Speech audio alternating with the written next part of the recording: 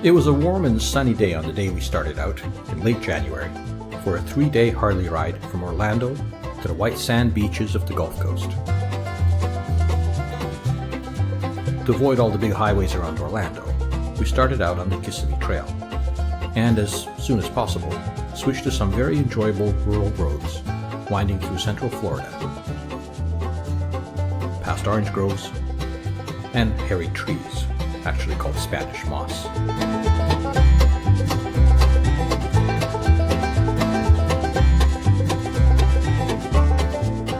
Our first major stop was at the 4-house village of Limestone, where we discovered the delightful Limestone Country Club. As you can see, a truly distinctive place.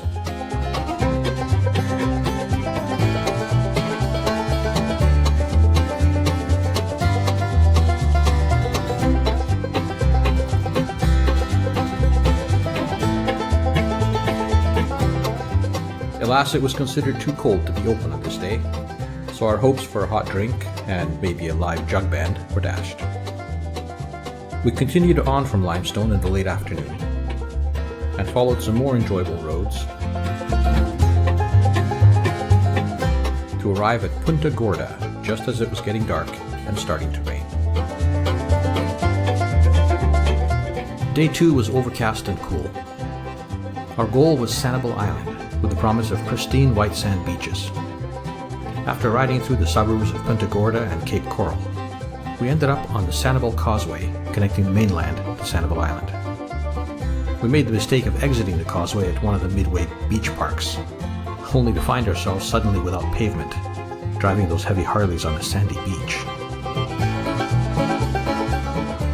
Once on Sanibel Island, we learned that all public beaches are serviced only by unpaved sand roads. So we parked in some private residence visitor spots and walked the last 500 meters to find a cold and not so very nice beach.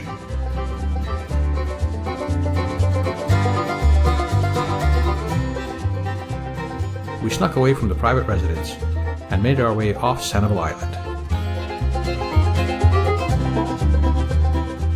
and over another bridge to Fort Myers on Estero Island.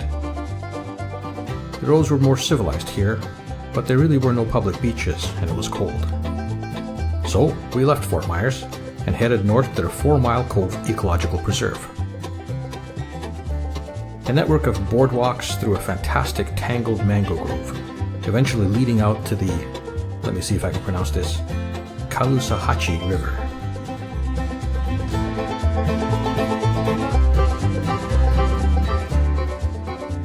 By now it was getting cold and we were ready to head back to Punta Gorda for a warm bath and a hot meal.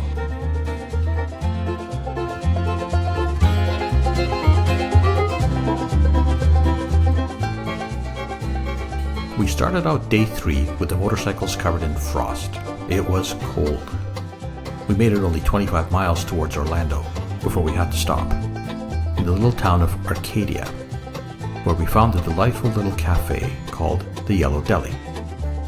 Despite not being open, they took us in and served us some much-needed hot tea. The Yellow Deli is part of a chain of cafes and sustainable farm communities throughout the world. We got to meet some of the nice folks that run it. The town of Arcadia turned out to be a funky place, so we explored some of the rather odd shops.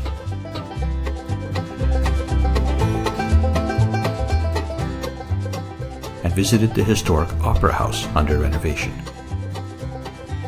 We made one last stop on the way to Orlando at Bowling Green, where we had a pretty horrible but thankfully warm lunch, and visited the Paynes Creek Historic State Park, where they have a helpful sign warning tourists that swimming with alligators is a bad idea. From there we beelined it back to Orlando to return the bikes. I don't think either of us has ever been as cold on a motorcycle as we were in Florida.